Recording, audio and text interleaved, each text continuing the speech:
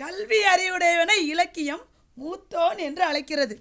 ஈன்ற பொழுதில் பெரிதுவக்கும் தன் மகனை சான்றோன் என கேட்டத்தாய் என்று திருக்குறள் கல்வியின் பெருமையை சொல்கிறது. ஐயா, இப்போதான் கல்வியே ஆரம்பிச்சிருக்கிறேன் ஐயா. இடைவெளிமா பில் அடிச்சா ஐயா, இன்னொரு முக்கியமான ஒரு விஷயம், திருமணம் ஆகக்கூடிய நேரத்தில் பெண்ணும் மாப்பிள்ளையும் ஒருத்தருக்கொத்தர் சந்திக்கிறதுக்கு முன்னால் பெண் வீட்டில் இருந்தும் மணமகன் வீட்டில் இருந்தும் என்ன சொல்லி முதல்ல கேட்பாங்க, பெண்ணு என்ன படிச்சிருக்கிறா, அந்த பையன் என்ன படிச்சிருக்கிறான் கேட்பாங்களா இல்லையா? இதுதானே அடிப்படை. அடிப்படைய குடும்பத்தினுடைய அடிப்படையே திருமணம் தான்.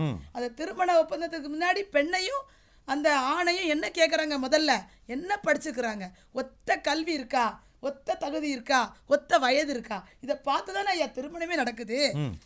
உலகம் தெரியாமல் பேச வந்துட்டாங்க ஐயா இவங்கெல்லாம். செல்வம் என்றாலே பெயர்லே இருக்குது, அது செல்வோம் என்று அது சென்று விடும்.